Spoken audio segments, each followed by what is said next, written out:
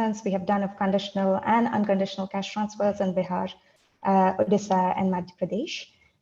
It's largely based on qualitative research methods and analysis of monitoring data across a number of programs. Before I go into the meat of the matter, it's important to clarify some terminology. As many of you might know, there are a range of social protection instruments or programs that are available to governments to serve a number of objectives using different financing mechanisms. And it's important to clarify that today we are going to be focusing on one particular subset, which is cash transfers. And some of this may not be easily generalizable to other types of schemes. Having said that, let me jump right in. So delivering social protection involves a number of processes, starting with outreach, where beneficiaries are informed of a scheme. And then there's the whole process of assessment of eligibility before enrolling beneficiaries. And then there is the payment process, as well as grievance redressal and exit. And all of these processes, to be done well, need institutional capacity, robust infrastructure, and adequate financing. Now, as you all are very well aware, a lot of technology interventions have been introduced onto this delivery chain, if you want to call it that, to bring about efficiencies over the last couple of years. I don't want to go into the pros and cons of how effective technology can be here, but what I really want to emphasize is that you do need reforms at each of these processes, in each of these building blocks to achieve full inclusion.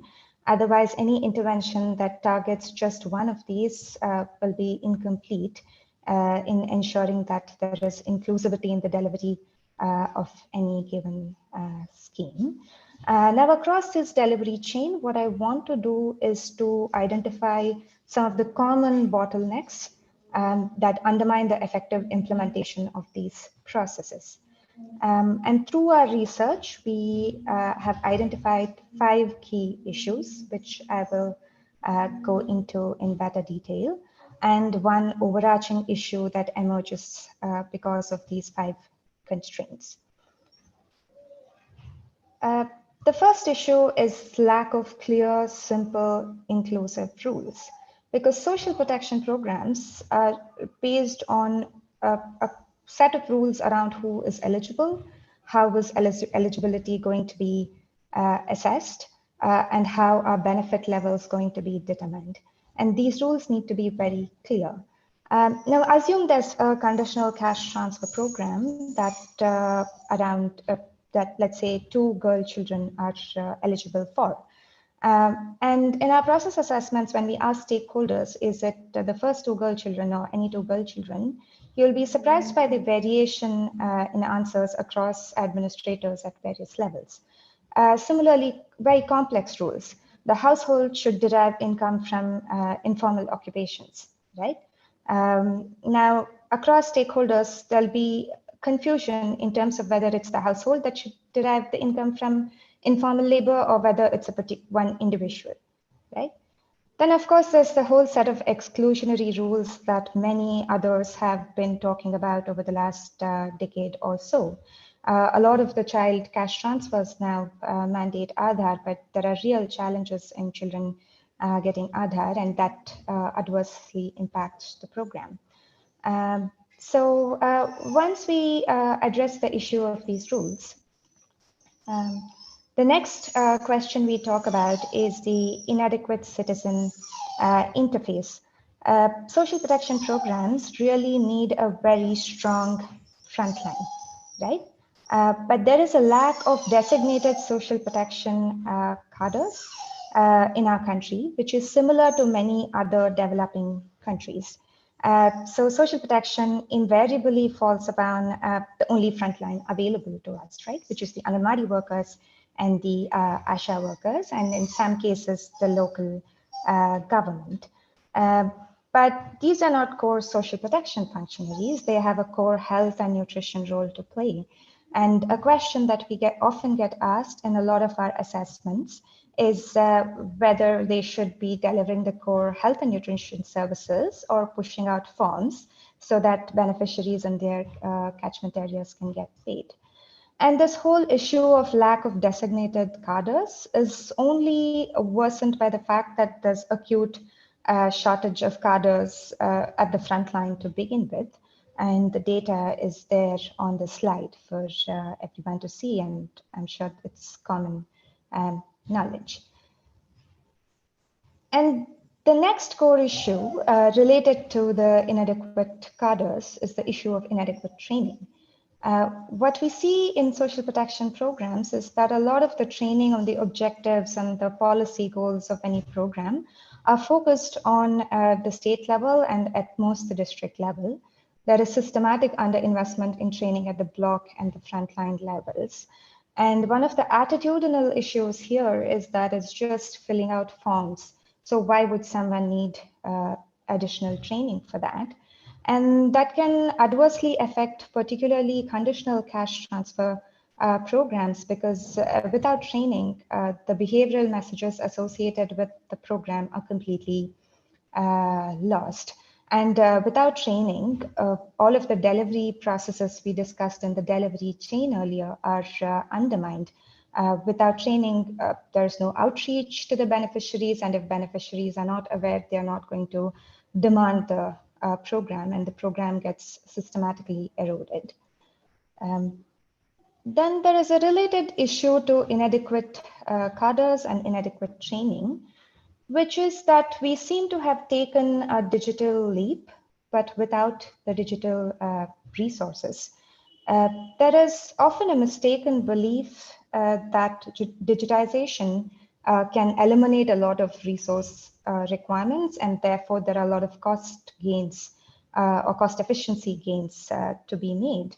But what we see across programs is that digitization only alters the resource requirements rather than eliminating them. There is an increased need for data entry operators because all of the programs, whether it's social protection or others, are now digitized. But there are no data entry operators to speak of beyond the minimal one that is allocated at the block level. The digital skills for the block and frontline implementers almost don't exist. And the technology infrastructure that's needed in terms of just the computers, well-designed user interface, internet bandwidth, and server strength are not really available at the level desired. And this is apparent in a lot of process assessments, where the common complaints are that data entry operators have to purchase their own computers at times, have to work during odd hours so that they can upload the forms to the server, and so on and so forth. And I think it's important to consider what the new resource requirements and the complementary human investments required as a result of digitization are. And the fifth issue is, within this whole constrained setup, paradoxically, there is a suboptimal allocation of roles. There is a high degree of centralization of all of the functions. Assume that I am an applicant to a cash transfer program, and if there is an error in my form, who is better placed to correct it? Someone at the block level or someone at the state level? If someone has to assess my eligibility, is it someone at the block level or the frontline level who's better placed to assess it, or is it someone at the state level? Often enough, the answer is that someone at the frontline is better placed to do this function, but there's a high degree of centralization because of the mistrust in lower levels of implementation. And some of this process redundancy, where each application has to go through multiple levels of verification from the front line all the way up to the state level, is also by design to create a paper trail for the amount of cash that is being doled out. Regardless of the reasons behind this suboptimal allocation, what it eventually leads to is a huge backlog and delayed payments, which is apparent to see in a lot of social protection schemes in the country. So we've gone through a number of constraints, whether it's lack of rules, inadequate staffing, inadequate training, or lack of relevant skills and resources. So how does one really make the program function amid these constraints, right? In come the dashboards that I think many of us have fondly grown to dislike. These monitoring dashboards, they provide a high degree of centralized oversight and monitoring by someone at the state or the central level. And programs will gather momentum only when someone looks at this data and the center or the state issues punitive threat of punitive action. This is apparent in a lot of the monitoring data we analyze for a lot of cash transfer programs, where the spikes in the program can be explained by the moments when warning letters were issued by the state with threat of cutting back on salaries or promotions and things like that. So these letters really tell the frontline and block implementers what are the programs to prioritize and what are the programs to deprioritize, right? And that is how they sort of figure out how to manage the excessive workload or excessive set of priorities that they have been given charge of. And what this type of shift in priorities that's quite ad hoc implies is that only the targets or the outcomes are emphasized, right? How many beneficiaries have received the cash transfer? And this happens at the cost of service or process quality. And this has even more adverse implications for conditional cash transfers, because what this means is that beneficiaries associate a program only with its transfer value, perhaps, saying this gives me 6,000 or 2,000 or whatnot, rather than the fact that there is an expectation to change their behaviors or follow certain good nutrition and health practices as a part of the program. So as I wind down on this core set of issues, I want to reflect upon the way forward before I hand this over to the next presenter. I mean, the idea of this presentation was really not to ruin anyone's morning or evening by showing how bleak the implementation of social protection in our country is. In fact, all of the government implementers that we have been engaging with over the course of these studies are very well aware of the deficiencies or the shortfalls in the system and are trying in their own ways to reform in ways that are possible. But I think all of this really speaks to the fundamentals of the social protection system in our country, which probably need to be reconsidered, right? Besides perhaps NREGA, PDS, and a few other rights-based entitlements, what we've really thrown money at is schemes rather than robust systems and capacity. So there's a bit of institutionalization and consolidation of the sector that is in order. What we do need is a set of basic social protection guarantees that are legally enshrined, rather than many piecemeal schemes that spread our implementation cadres too thin. So with the process of consolidation and rationalization, the hope is that we can create better accountability, both to the implementers and the citizens. We can avoid overstretching capacity when there's really no spare capacity that exists. And hopefully some of this consolidation will open up financing for not only the transfers, but also for implementation costs that are associated with these programs. And finally, many others are doing very important work in realizing this vision. So I would encourage everyone to take a look at some of these other organizations and individuals as well. Thanks a lot for joining this webinar this evening.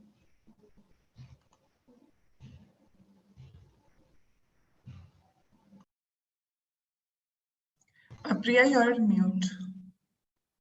Yeah, just thank you, Madhumita. That was really insightful. And without further ado, I don't want to take Simone's time. Over to you, Simone.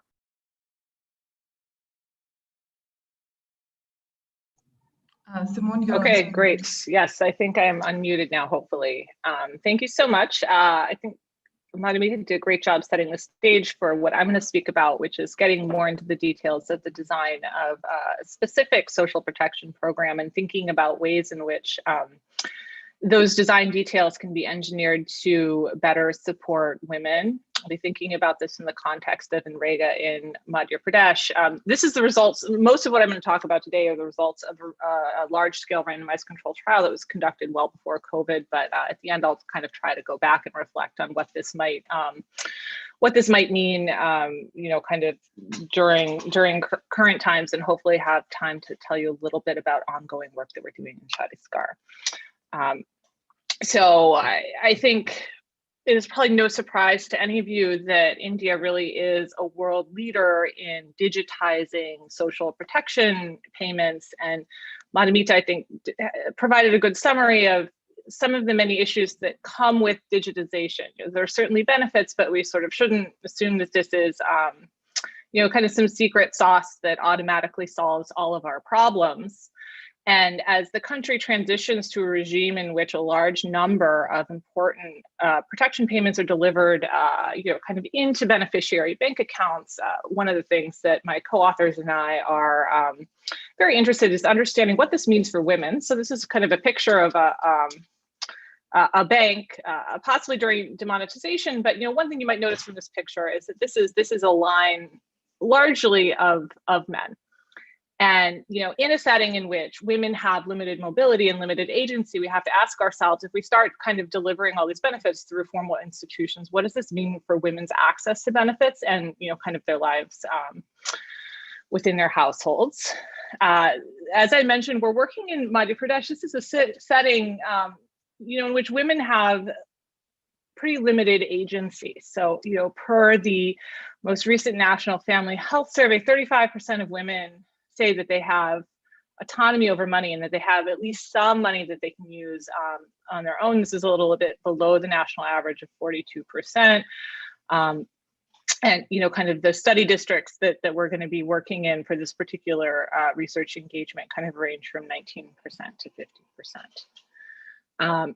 And what's more, women are poorly attached to labor markets, which is important when thinking about a benefit like NREGA that is, you know, delivered through labor markets and has explicit gender goals. On this slide, I'm just showing you a graph of female labor force participation by GDP per capita. This is kind of all countries in the world that we have data on from the ILO. India are those bold circles, and you can see that India is, you know, kind of well below the trend line given its level of GDP, and in fact has kind of been on a steady downward trend despite robust economic growth in recent history. So the key question here is, how can public policy that kind of strengthens women's control over these digital benefits entitlements, you know, one, affect women's engagement in labor markets, and can that in turn have any effect on prevailing social norms, and in particular these norms that keep women, you know, kind of isolated and out of labor markets? So I don't think I need to spend too much time introducing NREGA for this audience, but I do want to kind of point to a key problem that is been addressed in many states in the country, but still persists in settings like in MP. And, you know, it was a real issue when we started this research study at the beginning of 2014, which is that when India moved to a DBT regime, this was kind of pre-PMJDY. And so the simplest thing to do was to deposit wage payments for all household members into a single bank account. Well, you can guess what this means in most households. It means that women's wages are, you know, typically being sent to their husbands directly. And so this is a setting in which women have very, very weak control over their wages earned through this very important social protection program. We were concerned about this and wanted to study reforms that strengthen women's access to these wages. And we did this in 197 GPs in rural northern MP.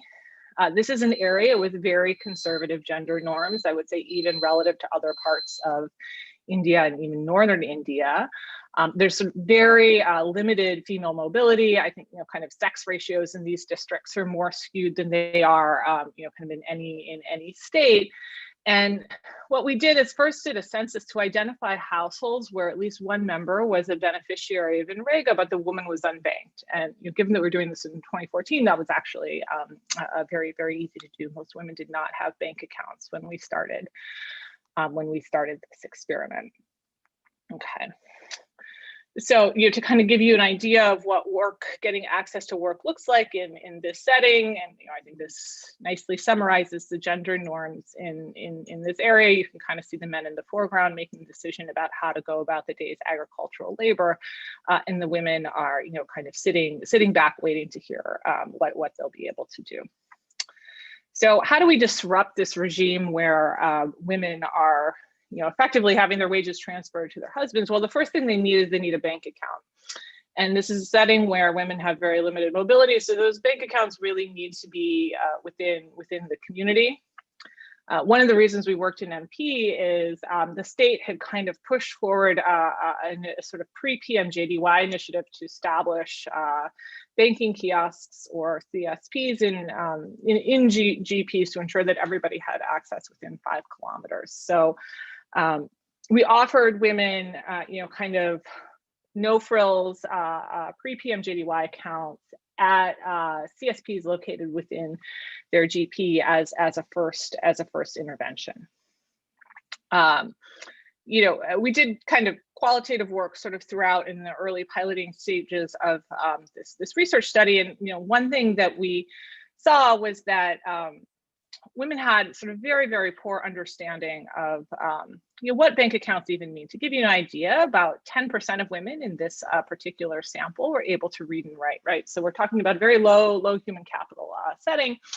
And so in some communities, we complemented the accounts with a very basic training, which you could almost think of as like a theory of change training for bank accounts. It didn't really focus on things like financial literacy and helping people understand why savings were important, but it's really much more about this is what a bank account means, this is why it's secure.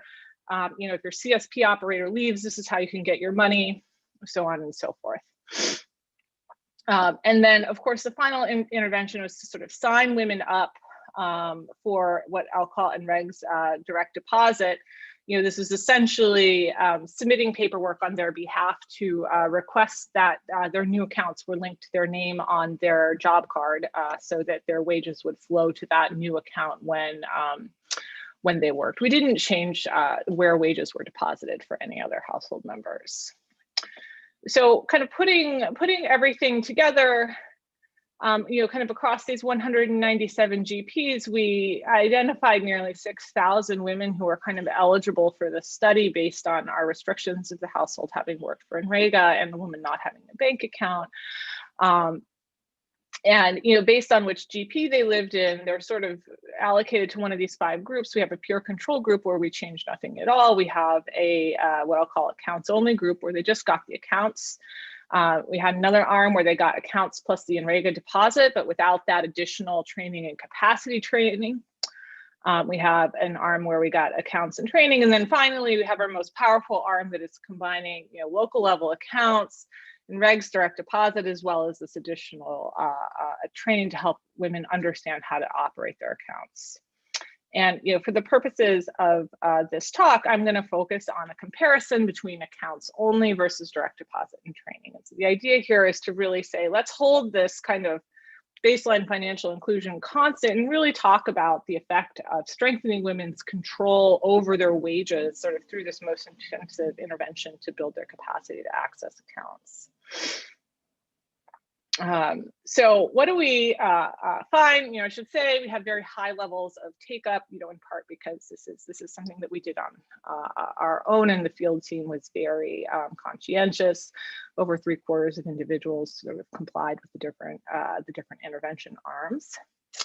And what I'm going to show you, and this is kind of not ideal for a general audience, but we kind of have very, very rich survey data that measures many different aspects of key outcomes that we care about. And in particular, that's going to be kind of financial inclusion, that's going to be women's labor supply, and that's going to be social norms.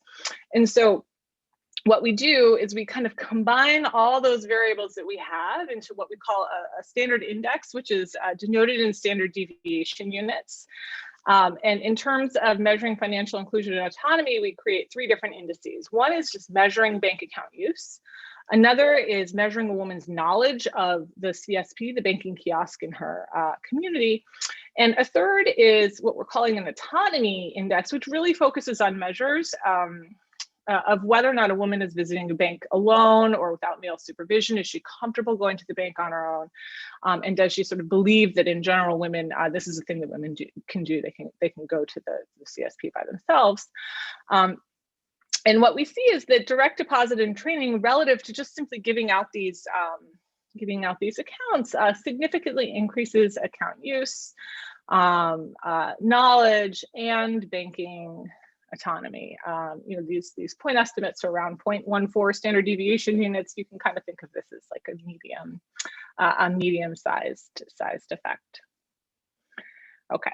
So turning to labor supply, we sort of focus on labor supply in different sectors, right? There's public sector labor supply, which is thinking about, are women working more?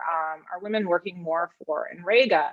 But we also ask several questions to kind of measure their participation in the private sector as well. So apart from NREGA work, are you working, kind of, for example, on, casual agricultural labor or working on your own field?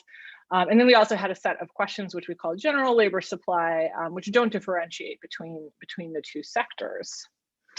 And what we see, this is first just sort of showing you the overall index, which is an average of those 3, is that direct deposit and training increased women's participation in labor markets relative to just giving out accounts. And in particular, this happens in the short run. We did 2 different waves of surveys. You can see the red bar was sort of 1 year after. So this survey took place in 2015. And then the gray bar, you can see that the effect is sort of attenuated over the long run during our survey in 2017. Turning back to those pool waves, one thing that's very striking that we see is that this intervention doesn't just increase women's access to NREGA and that's it. In fact, it's significantly increasing participation in the private sector, which is the gray bar. And so one question that we have is, well, why do we see this fade out over the longer term? One thing that we think may be going on here is intervention catch-up. As many of you may know, there are sort of 2 things happening in the background of this study. One was PMJDY. So there's this massive push for financial inclusion apart from what we did, kind of in the years subsequent to the rollout of our interventions. And a second is a large-scale effort, largely driven by a desire to link Aadhaar link job cards. Which effectively induced the state to sign women up for direct deposit on their own. You can see here that Madhya Pradesh and our study districts have been laggards in terms of implementing that policy, but there was a big uptick in the rate of signups between the short run and the long run survey. Even so, what we see is that these effects on labor supply persist for women least attached to the labor market at baseline. So one question that we sort of have is, what are sort of the persistent longer run effects on social norms of implementing this policy? And here we create several, several indices. First, to measure, kind of own norms or what people believe. And we create sort of 3 different indices here based on, both personal beliefs and then whether or not individuals tend to accept working women or working women's husbands within a series of vignette questions. In addition to measuring own norms, we measure what we call perceived norms. And this is what people think, it's sort of people's anticipation of social stigma within the community, kind of, what do you think your neighbors would think if they saw a woman working on her field, or what do you think your neighbors would think of the husband of that working woman? And what we see is that in the long run, direct deposit and training liberalized norms for women. You can kind of see that this happened both in terms of own norms, the yellow bars, as well as perceived norms, the red bars. And they also changed the perceived norms of men. You can see that men's personal beliefs didn't change at all. That's kind of stable. Those are the gray bars. But the blue bars show that men actually perceive less social sanctions, less social stigma attached to women working. And this is really driven by men perceiving fewer costs to husbands of working women. So I think I'm basically out of time. I'll let the panel correct me if that's wrong. So I probably not going to be able to tell you anything about what we're doing in Chhattisgarh, but just to reflect on the policy lessons and particularly what this might tell us about kind of social protection during the time of COVID, I really wanted to focus on the last takeaway on this slide, which is to really put women at the center, but don't forget the last mile. One of the things that we see in this intervention is that simply signing women up for direct deposit on its own is not terribly effective as compared to kind of signing women up for direct deposit along with this additional accounts training. And so I think, in terms of getting just DBT policy, social protection policy, right? The devil is sometimes in the details, and we know there's many challenges with that, but ensuring that women have meaningful access to benefits can be really essential, not just for their access to the program itself, but what we see in this program is that it has major spillovers in terms of how women engage with labor markets, but also just how individuals form beliefs about whether or not women should be working at all.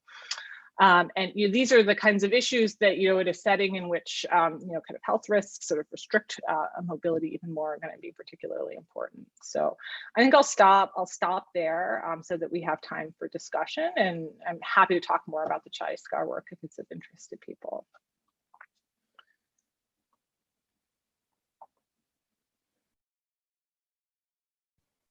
Thank you, Simone. Also a really interesting presentation. There are quite a few questions. So Molashri, should I read them out, or do we allow people to ask them directly? I think you'll have to read them out. I'm not sure that people can unmute themselves. Okay, no problem. So there are quite a few. I'm not going to read them verbatim, but I'll read out a bunch of them and then have both of you, Madhumita and Simone, decide which ones you want to take, and then kind of some are directed and some are general. So there is a question on centralization being a large problem, and Aishwarya Narayanan, she asks that she's seen this issue arise, particularly in PM Kisan. What she's really asking is, how do we think about balancing the need for decentralization against the possibility for local level functionaries to game the system, and all the things that Madhumita, you talked about. So Madhumita, I think you could answer that one. And there's another set of questions around how do you really address problems like corruption that you've discussed and in your presentation. I think you had a last slide on some of those issues, but maybe you can re-emphasize. And Vinaya is asking, can you speak a little bit about how existing SP programs can be made flexible to crisis like COVID-19? So let's take these three for you right now. And for you, Simone, how can the gender digital gap, how could it be possibly covered for a country like India, which has existing huge inequalities? So especially if digitization is good to improve effectiveness or efficiency of programs. And then Shubhangi Kumari from the University of Michigan asks, what would you say led to the liberalizing of norms for men, and the difference in the two groups, the AO and the A plus DD plus T conditions? Does that imply that women's training was related to men's perceived norms being more liberalized? Let's take these two for the time being. There's another question between the dialectics between the state and the center, and decentralization, centralization. So you could just bring that up, Madhumita. Let's take these and then we'll take a next round. Okay. Thanks, everyone. Were you able to note them down? Because I just gave you a bunch, Madhumita. We can go one by one. Sure, You did of note course. down the question. Yes, yes. Okay, go ahead. I also see them in the chat Q&As, no worries. Thanks for summarizing, Priya. I think I'll combine the questions on how to balance centralization and decentralization and the one on corruption. I think they're both quite related because the underlying idea is that the local patronage at the lower levels of implementation lead to unfair outcomes for beneficiaries, and hence a certain degree of centralization is desirable. I'm not fully convinced that the way centralization is currently done in India necessarily leads to fairer outcomes, right? Because it's a very notional type of centralization to give a semblance of fairness rather than fairness in practice. And the second answer that I'm sure people who work in this sector will probably give a smile about is the answer is social accountability and grievance redressal. No, and like many developing countries, we have not been able to set up grievance redress mechanisms that go beyond being a tick box exercise. A credible grievance redressal mechanism is essential for beneficiaries to perceive the process of enrollment and payment as being fair, credible, and trustworthy. I think the social audit mechanism of providing social accountability under NREGA is one of the few successful examples where some accountability has been brought into the systems, which is where I think there's something to be said for advocating for the development of credible grievance redressal mechanisms, opening up a lot of these information systems that now support all social protection programs, opening up them to citizens and civil society organizations so that they can advocate for better, fairer outcomes. I think are the way to balance centralization and decentralization, as well as address the issue of local level patronage and corruption when it comes to programs. There was the second question, or rather the third one, since I combined the first two, was around, I think it was how to make social protection programs flexible to respond to crises like COVID-19. I think what heartens me a bit is that the PDS and NREGA have really shown the way as pillars of the social protection system in our country on responding to COVID in whatever way possible. I know there is a lot of debate and discussion about the fact that, oh my God, we do not have data. If only we had the data, we would have given support to people. I think that's a bit of a smoke and mirror. What I would say is one way of making sure programs can be flexible to need at any given point in time, whether it's due to crises that hit many communities or individual level shocks that households experience, is to have these basic social protection guarantees, right, that cover all of the vulnerabilities across the life course, and also invest in bottom-up structures that can take applications from people when they are in need, enroll them, and make sure that they get timely, adequate support. Thank you. Thanks, Madhumita. Simone, and there's sure. a couple of additional questions for you after you're done with this round. Okay, great. So I'll maybe start with the question on, what do you think led to liberalizing norms of management? That's a really interesting question. It's one that's hard for us to, kind of test the mechanisms directly, though that is kind of the stuff that we're understanding how norms change is something that we're very interested in pursuing in, kind of ongoing work in Chhattisgarh. You could really think of several reasons why norms might shift. One is you may perceive, you may think that the social stigma attached with having a wife is, kind of, or having a wife who works is worse than it actually is. And when your wife starts working, you kind of learn, hey, this is maybe not so bad. People are not judging me in the way I thought they would.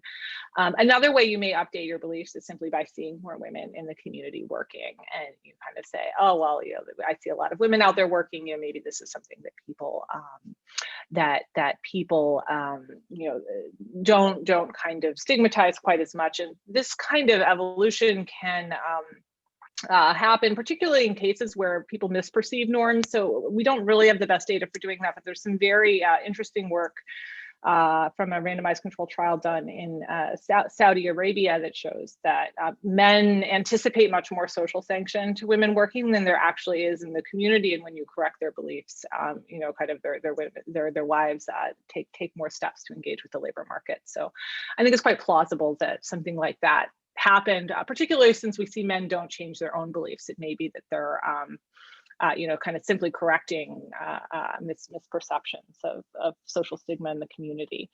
In terms of how can we cover a digital gap in a setting like India, I think that's a great question. That is a really hard question that there is no easy answer, but I think it gets back to, in terms of principles, this idea of, one, designing for women and ensuring that, these resources are accessible. So, things like community-based banking are really important. I think there's another side of the coin, though, is you can kind of make all these resources available, and there's sort of this maybe mantra of, if you build it, they will come. I'm a little bit skeptical of that. And then in addition to kind of laying out the infrastructure, which the government has made a very big push to do, you have to think about, what are the reasons, the use cases to kind of engage with this infrastructure. Right, and that we can make things available to women, but if we don't kind of design systems that are easy to access and create reasons for women to engage with technology, we may see very limited take up. And so I think that needs to be a priority going forward.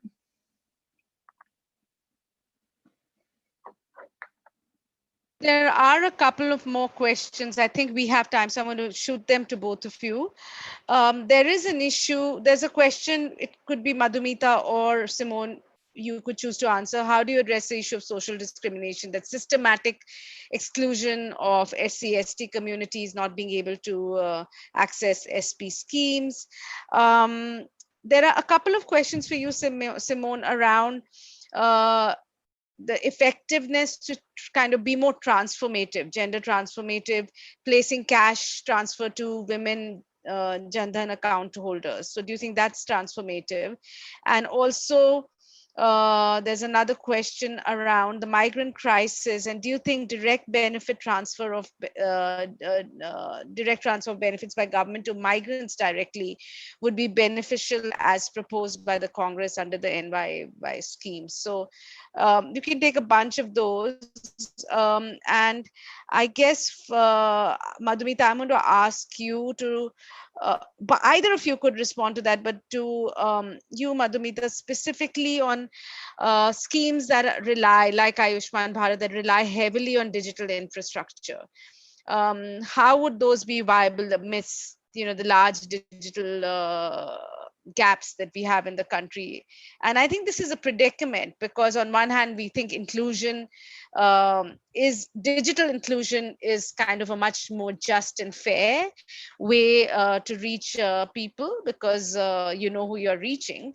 And there is potential for feedback. On the other hand, there is a huge digital divide. So if you can also just, share some reflections on that. So Simone, and then Madhumita. And Madhumita, you can also reflect on the questions that I asked Simone. You can choose to also. Okay, great. And and I think that the two questions are in some ways related, in that maybe let me start with the questions related to cash transfers. I think the first one was maybe talking about the COVID transfers into JDY accounts, right?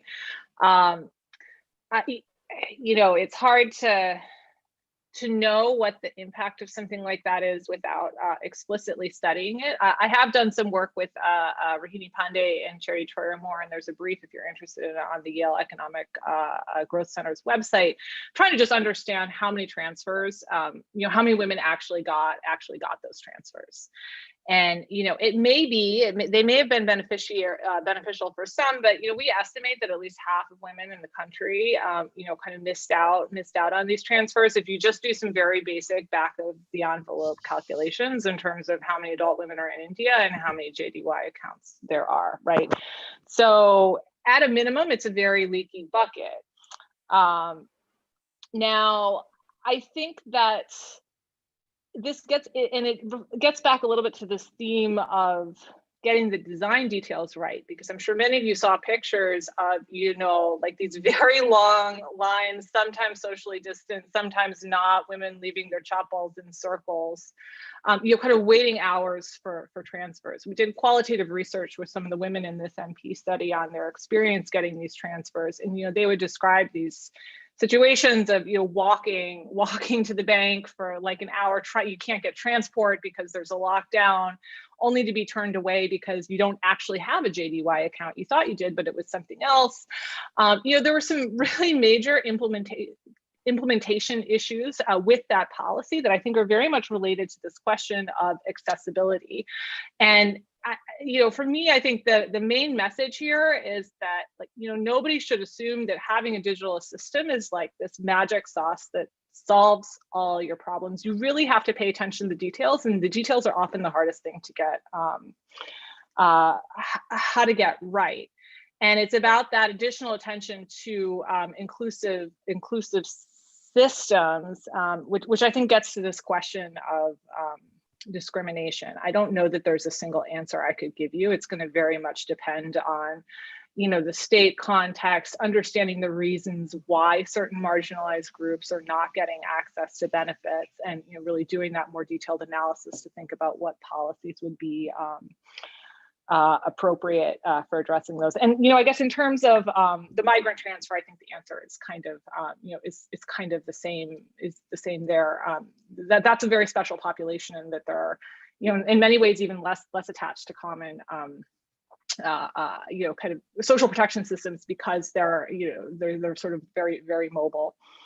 So maybe I'll stop there and hand it over to Madhumita. Thanks, Simone. Over to you, Madhumita. Thanks, Priya. So I'll reflect on this question of the high degree of reliance on digital infrastructure. I think the Ayushman Bharat was referenced, which is also a scheme we've worked on, but that was not a part of the presentation. But I would in fact say that most social protection schemes in India today have a high degree of reliance on digitization or digital infrastructure.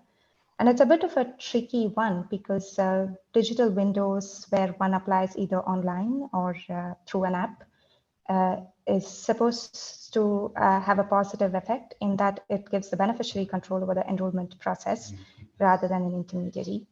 But having said that, I think we are quite far away from that becoming a reality for most people in the country. So regardless of the level of digitization in the enrollment process, I think there'll be a certain degree of intermediation always involved in India. In that sense, I think what digitization has done is replaced one set of intermediaries with another.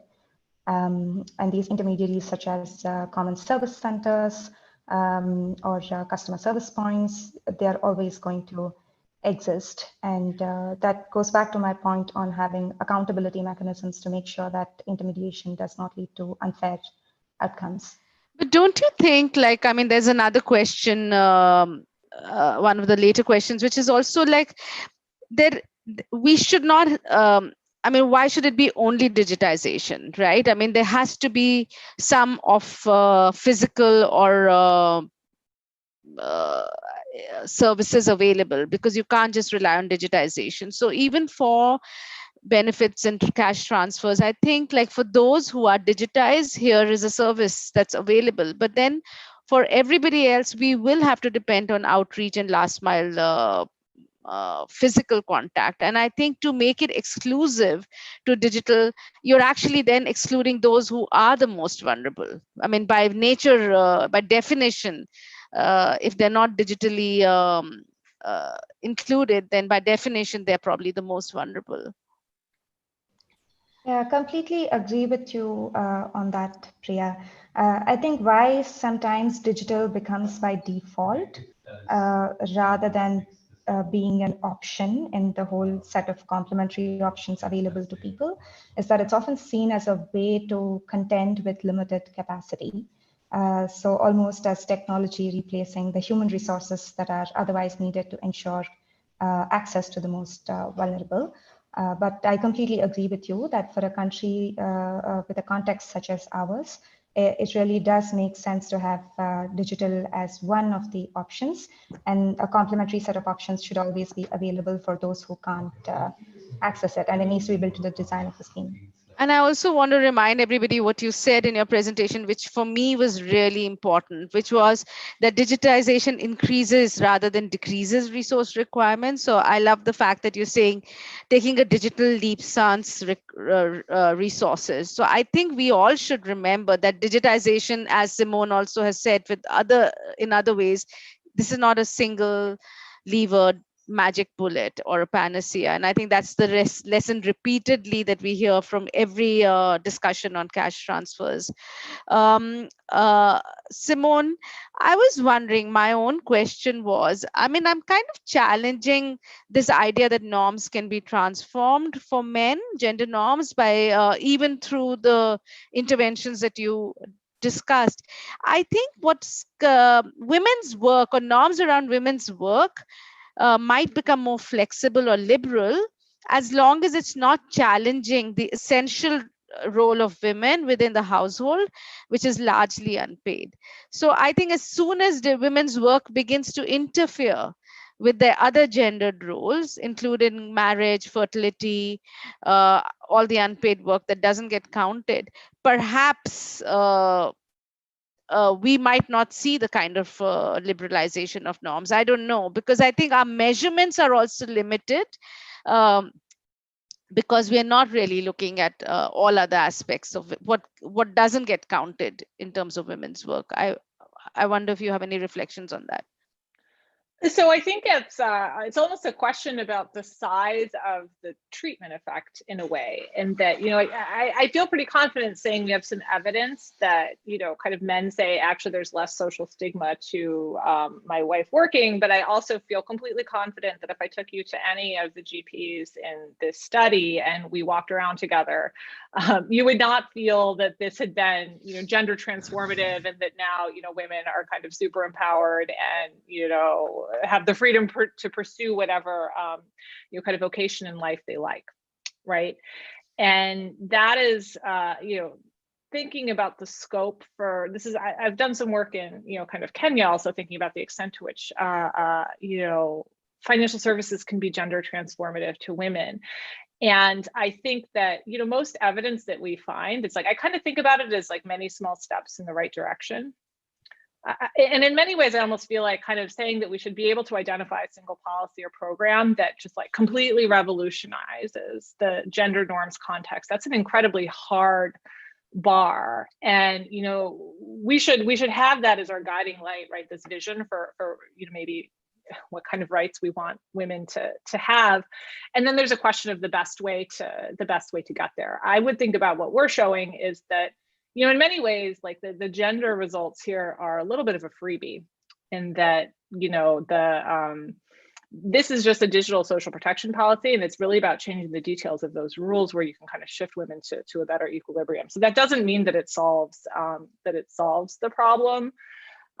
So I think I broadly agree. And I can't help myself just on these questions of corruption. I think that if people are not aware of them, I wanted to point people to two really great JPEL studies that I think are fantastic reading for these questions around digitization and exclusion. And they're by the same set of co-authors. It's Kartik Mullaidharan, Sandeep Sutankar, and Paul Niehaus.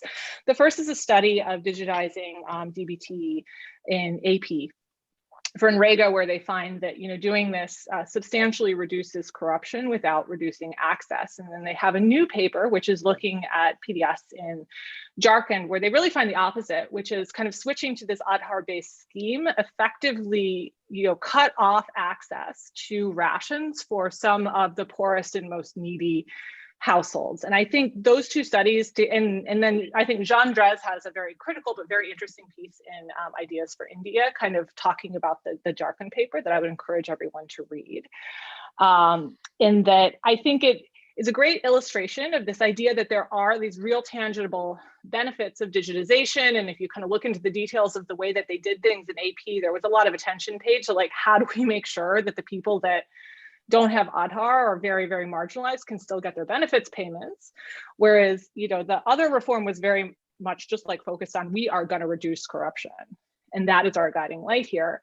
And I think it really makes, a persuasive case for me, at least, about how the details and the intent of the program matters, and how all that supporting architecture for how you do digitization right with like a view to equity can profoundly influence the final impact of the reform. There. I think that was such a nice, eloquent close to this panel. I couldn't have said it better. I really wanted to actually appreciate the selection of the two panelists today. I think the juxtaposition was really good. And as a last closing seminar, I thought it was really important to remind us of very sobering, practical issues around designing transformative programs, or what we believe should be transformative programs. And as you say, Simone, the devil is in the detail, but I also want to emphasize what you just said in the end, that a priori, we have to think about these issues in our design. Is this a just system? Is it a fair system? Is it exclusionary? Are we trying to transform rights? Are you really trying to weed out corruption?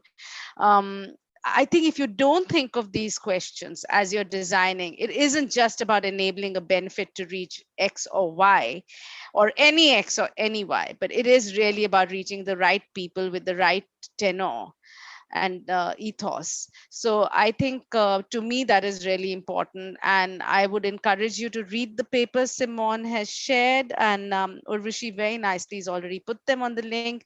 And Urvashi, over to you to finally close. I would like to thank both the panelists. It was a really nice conversation. Thank you. Thank you, Simone. Thank you, Madhumita. And thank you, Priya, so much for moderating this session, and all of the participants for joining in. I posted the links to the papers that Simone just mentioned, and we'll be sending the recording and of this webinar to all of you who've attended and registered. So thank you all. And would you, Urvashi, answer some of the questions that remained unanswered? Yeah, we'll respond to them over email. Okay. Thanks, everybody. Thank Good you. night. Bye-bye. Good night. Bye.